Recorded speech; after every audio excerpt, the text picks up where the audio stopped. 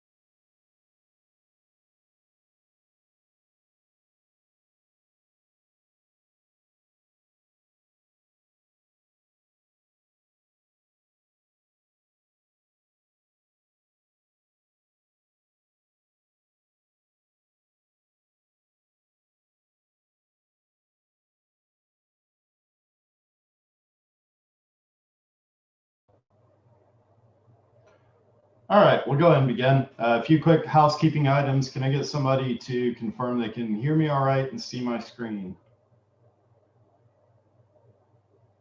Great, thank you. We will be recording today's webinar. We'll get an email out to you tomorrow with a link to the recap. The recap will have both the recording as well as the deck.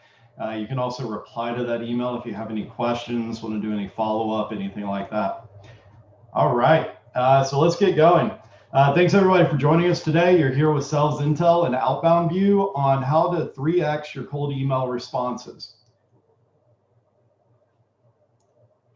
You have with you today, I'm Jason Hubbard. I'm Vice President of Partnerships and Alliances here at SalesIntel, and I want to welcome James Alden over here from Outbound View. James, welcome. Super excited to be here with you, Jason, and ready to dive in. This is going to be a lot of fun.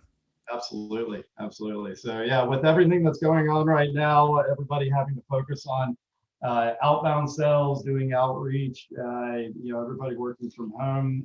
This is a very popular topic. I've done several things around this type of thing. So excited to have everybody here, especially excited to have you on here with me, James, as a email expert. All right, quick agenda. So we're going to talk about pre-email research done at scale, segmentation and customization for the win, how to maximize reply with just 3 sentences. So James is going to take us through their strategy for that. And then finally, leveraging quality data to drive conversions. All right, so why is cold emailing so important? The most effective and scalable channel for initially connecting with prospects has been email. This has been the case for a long time. You hear constantly that email is dead, and then study after study proves that that is just not true. So absolutely the most effective way to be able to reach out, especially to scale that up. So if you're scaling up a sales team, you're trying to figure out how to fill pipeline in an uncertain time. Email is the most effective strategy, remains that way to this day. So what are the keys to doing it more effectively? You hear this all the time, but segmentation is so essential to how you do your email marketing, your cold email outreach for your sales team. Segmentation is the key to how you're able to tailor and customize your messaging, and results in enormous benefits to your email campaigns. So 14% higher open rates, 10% higher unique opens, twice, let's emphasize that, the number of clicks, lower bounce rates, lower abuse reports, and lower unsubscribes. So all of those stats should really have your eye open to why segmentation is so important. It's something a lot of us don't do because segmentation at the end of the day is not easy. It takes time, it takes effort, both to do the segmentation, to break up your list, to make sure you've got enough volume and coverage in those different categories. But then the other piece is customization for each one of those segments is very time consuming. You've got to create, use cases and content and tailor your messaging for each one of those segments that you do. Otherwise, the segmentation doesn't really do a whole lot. And so it is time consuming. It is an investment, but it's an investment that's well worth it. James, what do you guys see on this side? Oh, it's absolutely key, right? The dangerous part about email is that it is so scalable. And so if you're not careful, you get into a situation where, you're boiling the ocean, you're sending an email to anyone. And that's when you start seeing those dismal open rates, those almost non-existent click rates. It's because that segmentation isn't there, and you're not taking that time. This is going to be a theme that comes up when we get to the 3-sentence email, right? I mean, such a large part of success in cold email happens before you ever write a word. And so I think this is something that the stats here speak for themselves, but I can say from the work that we do, cold emailing thousands of contacts every week, it's absolutely true. Yeah, these stats definitely speak for themselves, but the other underlying thing that they're an indicator of, that a lot of people don't appreciate, is it's not just how well your campaigns are performing, as far as how many people are opening it, how many people are clicking, how many people are looking at your content, how many people are pushing back and marking you as spam, all of that stuff. But the part that should be truly concerning for people is the impact this has on not just your campaigns, but your brand. How do people perceive you? So if you're just doing generic, spam outreach, that obviously reflects poorly on you. But also, if you don't segment and segment well, all of that work that you do can blow up in your face. If you try and create customized content for a segment and then you segment improperly, then it really, really looks badly on you. In a lot of ways, you'd be better off not even doing your segmentation if you're going to do it and do it wrong. Which is a great segue into our next piece here, which is how do you actually do it at scale?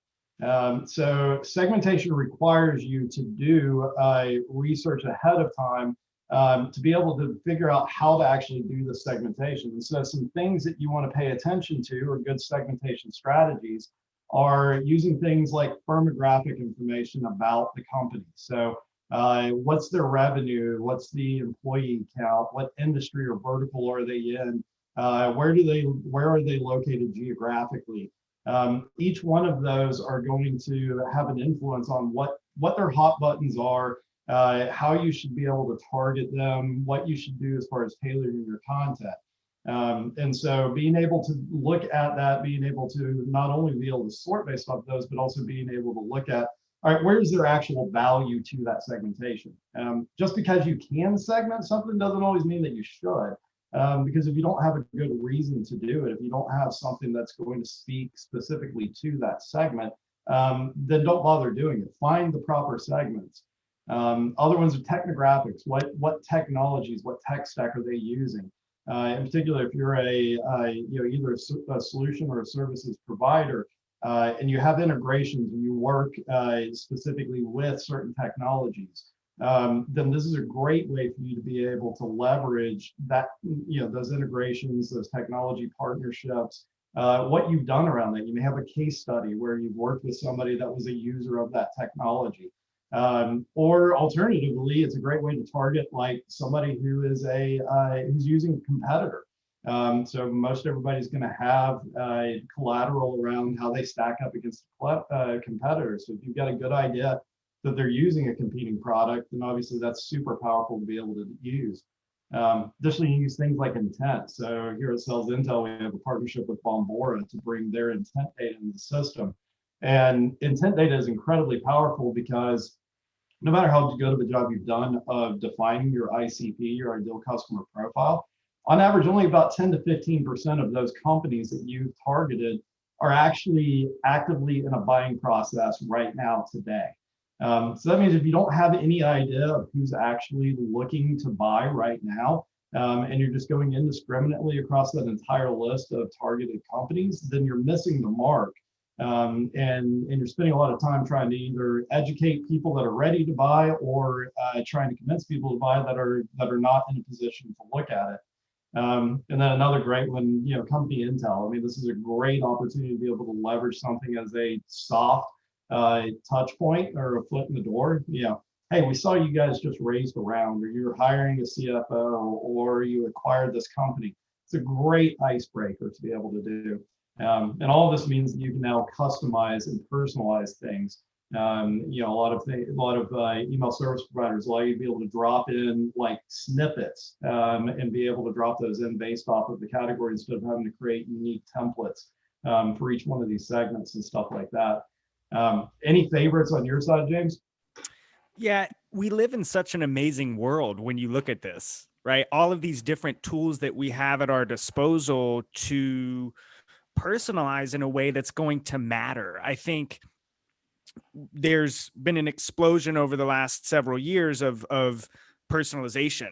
And I think at one point it was personalization about, where somebody went to college or their alma mater, or maybe things that didn't necessarily relate to their business problems. And what I love about all of these points is that, they help you show up to your prospect in an email with a very specific problem that you can help with, right? Because you've got these different levers, tech stack. Like you said, if you are selling a product that works with another product, I mean, to be able to show up and know those kinds of things just furthers the conversation so much more than really any other time in history for salespeople, right? I think one of the things that we use on a regular basis is intent, right? I think because when we look at outbound and kind of cracking the code for outbound, it's the combination and formula of the target, the message, the channel, and the timing.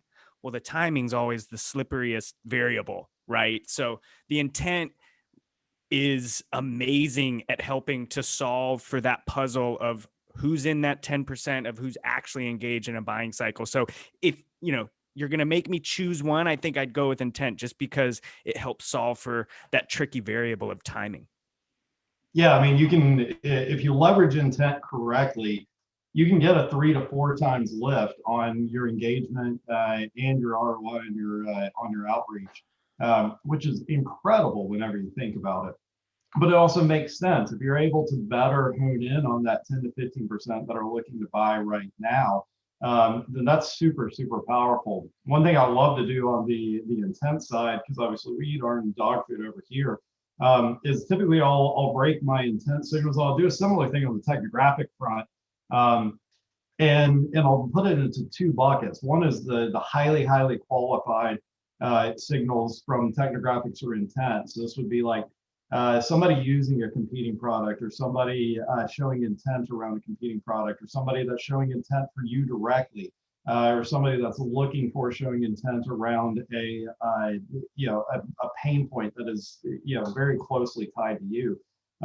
Those are great highly qualified targets to send straight over to your SDR team, for them to be doing additional really highly tailored outreach.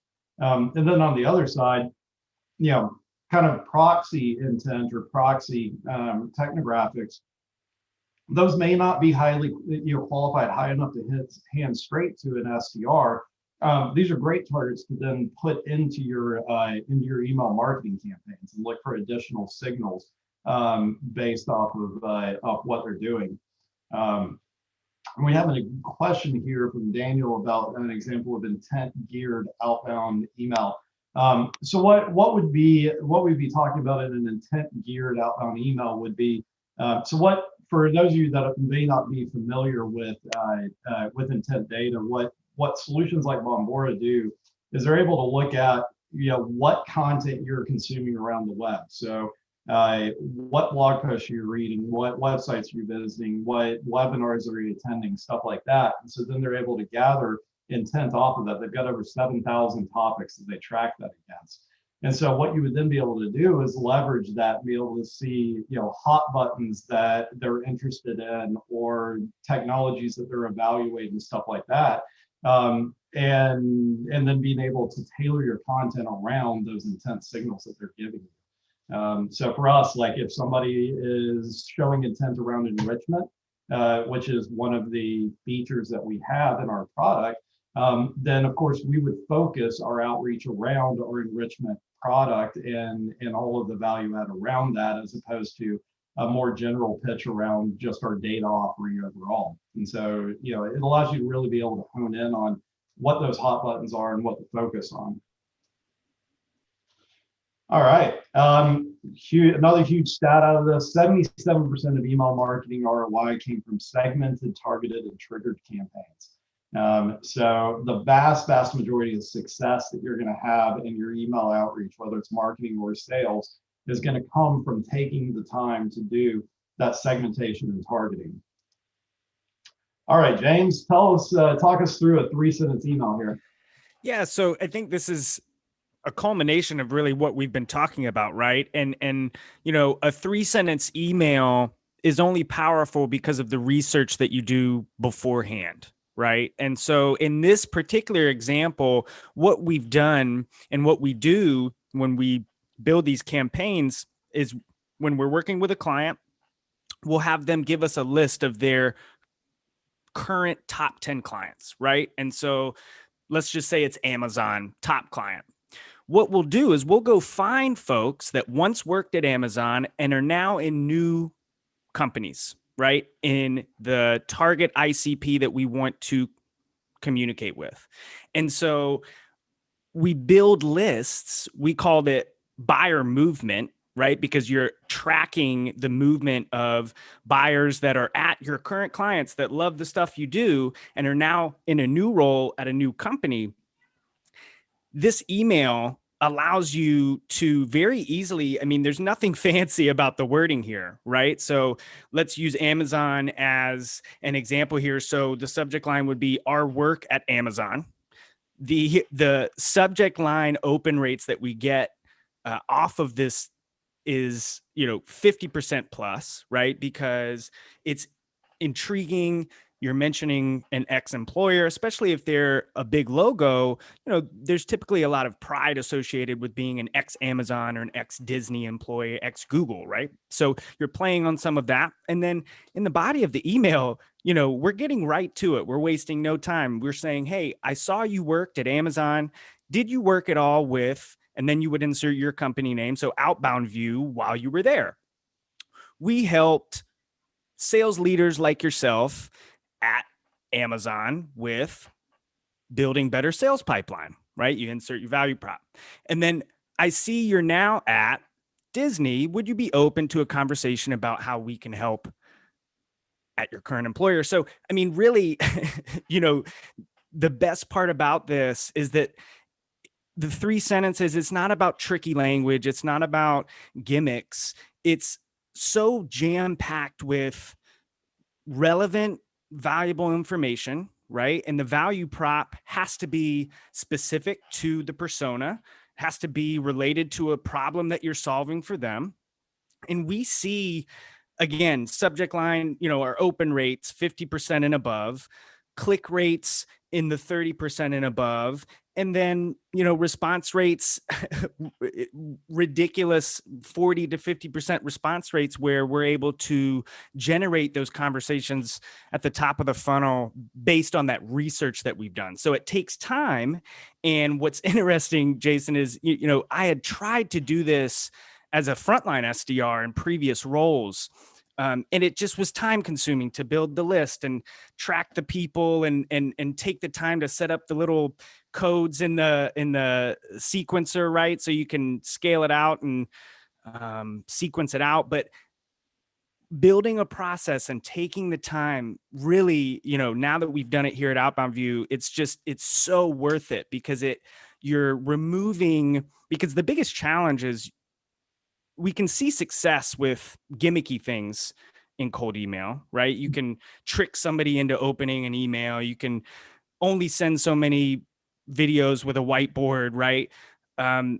Eventually those things run dry. What we're looking for are repeatable formulas for success in cold email. And, we run this play with all of our clients, and the success on it is so consistent. So that's why I wanted to bring this here and share it with the group here, because I think it's just, one of those few things that is you can kind of lean on as a repeatable formula for at least getting the attention of the person that you're reaching out to. Yeah, this is a great example. I think a few things to point out here with it. You hit on it's a time-consuming thing, and so the key to it is making sure you build out and nail down a process so that you're not going through and doing it from scratch every single time. So, create your buckets, but also take the time to document what you're doing, how you're going about it. That means you don't have to go and figure it out all over again every single time. It makes it easier to replicate it. But it's also the way that you're going to be able to refine your process. If you're not logging it, if you're not mapping it out, you're not keeping track of what you're doing and the inputs and the results from it, then you're never going to be able to fine tune that and constantly improve upon it, which is absolutely crucial for the effectiveness of this. Perfect example is something that drives me insane with reps. I'll see them do their pre-outreach research, but then they don't actually keep track of it anywhere. They don't put it in Salesforce. They don't put it in outreach. They don't log it any place. Yeah, there's no process. Right. And so then whenever they go to reach out to them again, because they didn't connect that first time, and of course everybody knows, it's every time a study comes out, it's a higher number. At first it was 6 touches, and it was 8, and it was 12.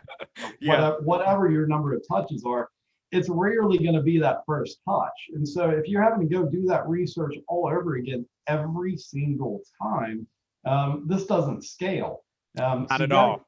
Track of it, both what your research it was as well as your process. James, this is a great use case, as far as when you can identify somebody that worked at a previous company, especially a previous company that you've done business with before. What are some ways to leverage some of these other things we talked about if this use case doesn't work? What would be an effective way to kind of do a similar three set of strategy here? Yeah, I mean, I think what we learned from this framework, starting out, with this approach and backed by this type of research, is really the formula is, and I think somebody even mentioned it here in the chat, right? Some triggers early in the email, right? So if it's intent based, right, you're going to mention and put those things that they're looking at and they're thinking about early in the email, in the subject line, in the first line. One of the reasons that we know this works so well is because it's optimized for mobile. So you really need to think about, if you're looking at your email performance right now and you're not satisfied with your open rates and you're not satisfied with your response rates, take a look at the subject line. Do you have any triggers that are familiar to them based on whether they're using a specific technology or they're searching for a specific subject or topic? And then make sure that you're getting straight to the point. I mean, one of the things that I was guilty of early on in my career was taking up the first few sentences to introduce myself and let them know that I hope they were doing well. And it's just, none of that matters, right? We live in, especially now, like you mentioned at the beginning, as we kick things off, everybody's an inside salesperson now, whether they want to be or not. So the email inboxes, you have to get to the point. So the more relevant you can be with, the information that you're backed with, right? That research that you've done, the segmentation, it's just so important. Gone are the days that you can survive with, because if you send out a 3-sentence email that doesn't have an impactful triggers throughout it, based on research that you've done, it's not going to perform any better than a 13-sentence email that's lacking the same things, right? So I think it's just a matter of understanding that it's worth the time and worth the investment to get your data situated, to get it segmented, to get a process in place, like you said, so that there's not a 20-minute research period every time you run a new campaign or need to get that 12th email touch out, right? I mean, you've got to get really organized and serious about your investment in the research and the data piece in order to see success. 3-sentence email or not. We had a question particular to this before I hop into the next slide. What do you recommend as far as subsequent follow-up to those types of customized is, obviously for the first couple after, I at least would continue to reference and hammer what you've done in the first one. But Yep. is there a point where you transition to kind of more generic messaging, or do you just keep at it around that customization? Yeah. So one of our favorite plays is, if you want to stay in the email channel, is because you're going to get engagement, right? They're going to open, they're going to click. But if you're not seeing responses, one of our favorite plays is to follow up with a customized video, right? A very short, hey, wanted to follow up with this quick message to you. And then your video is reiterating the same message, right? You're not saying anything new, because what the information that you're kind of armed with is powerful. You just need to show them that you're taking the time, because a lot of people, everybody gets automated emails, right? And so one of our best performing follow-ups for that buyer movement play where we're tracking folks is video follow-up, either through email or through LinkedIn. Very powerful. Cool, and I'll hit real briefly on this one because we're running a little short on time. But like I mentioned at the start of this, the quality of your data that you're feeding into this is absolutely essential. So if you do all of this completely right, you've done your research, you've done your segmentation, you've built your content, but then your things that you're using as triggers, your things that you're using to sort and segment are off or inaccurate, then all of that goes for naught. And not only is it not effective, doesn't connect, but it makes you look like you don't know what you're doing, which damages your personal brand reputation as well as that of your company, and can extend all the way into being able to absolutely derail your email campaigns overall. In particular, if you're sending emails that bounce, you're sending emails that don't get engagement, stuff like that. That's the quickest route that you can get to damaging your domain reputation.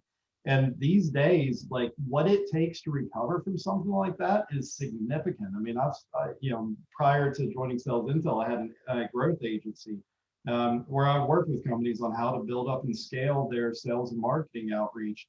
And it was not common for me to come in and they had absolutely decimated their domain route.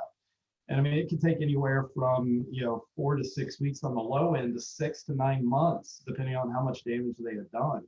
And that's a long time to be dead in the water. So you gotta take this stuff seriously, because the impact is substantial. All right, so we got just a couple of minutes left, and we've got several questions in here. So let's go into it. Let's see. So we had a question from Jennifer about how does SalesIntel compare to Terminus? So Terminus actually is a partner of ours.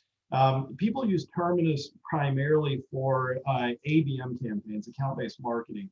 And so SalesIntel actually plays really, really nicely for that, because one of the things you can use SalesIntel for is to go in and build your ideal customer profile, identify the personas and the decision makers that you want out of it. And then you can of course, leverage that and use that to feed an ABM platform like Terminus. And so part of what we're actually in the process of working with them on as we speak is building out an in-depth integration where we can go back and forth with the data, both be able to push the data directly into Terminus, as well as receive signals from your ABM campaigns in Terminus to then be able to help you target better inside of SalesIntel. Right now you can export the data out of SalesIntel, import it into Terminus, which works great, but next level integrations are coming down the pipe. But Terminus is a great partner of ours. We work great with them. Let's see.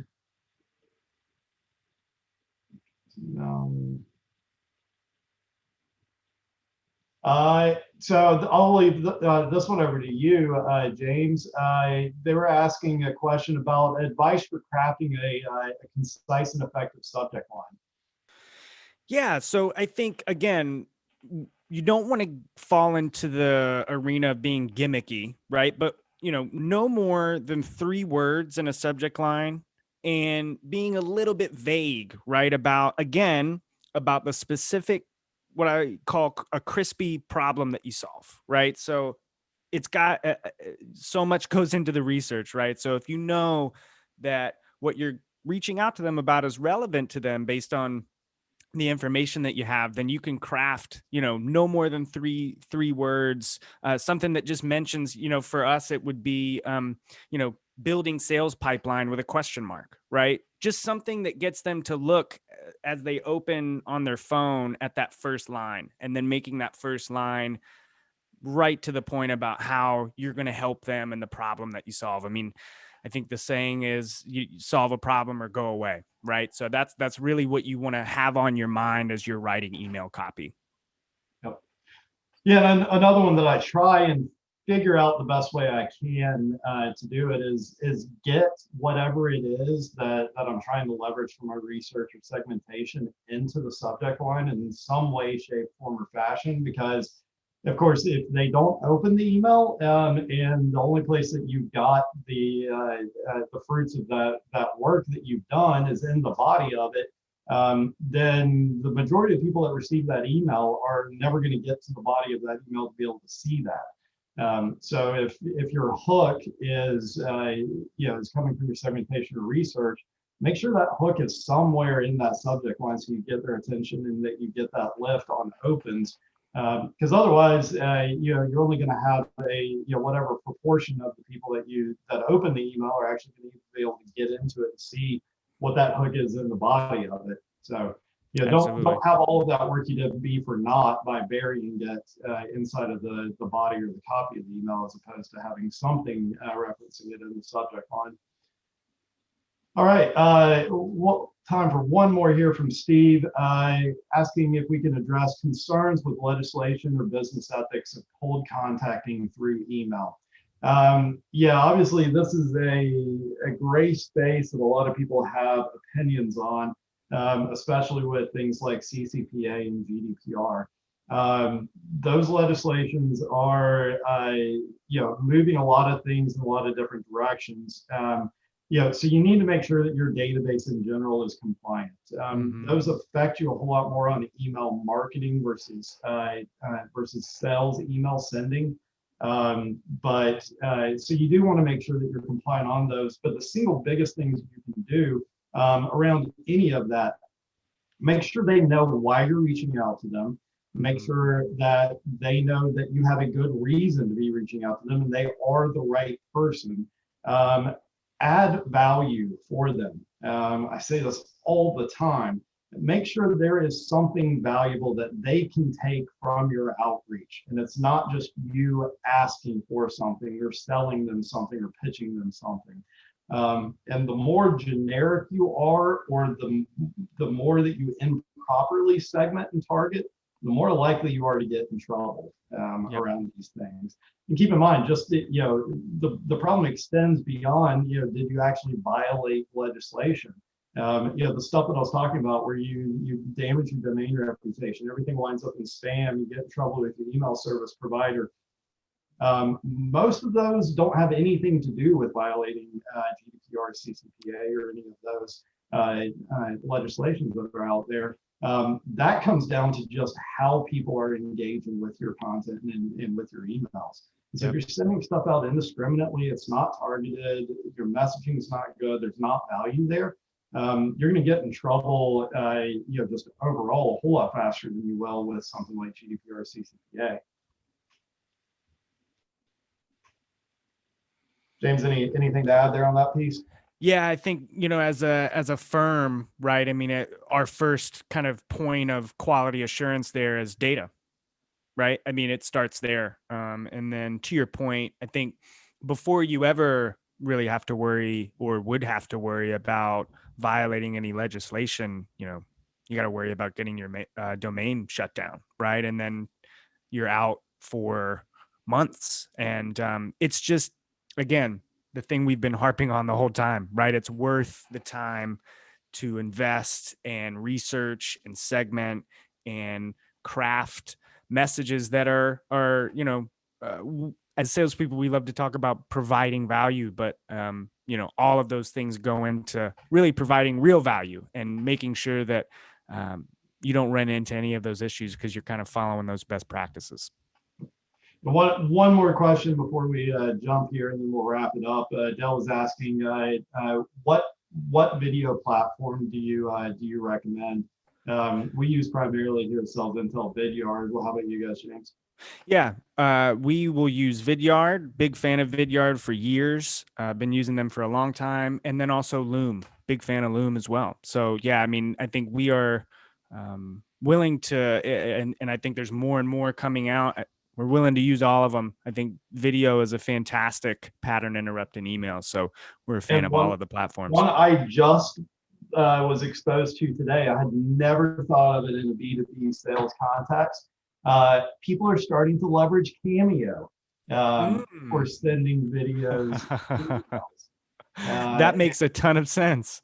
Apparently it is super, super effective. So literally just like an hour ago on a call, I stumbled upon somebody doing that, and we absolutely are going to be investigating that on our side. But had never even occurred to me to try and use it that way. But fascinating idea.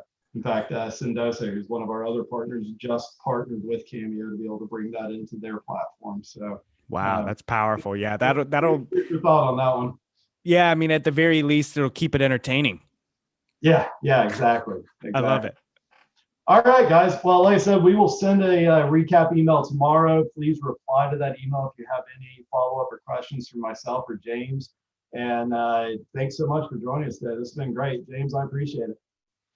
Ton of fun. Absolutely. Thanks for the time. All right, thanks.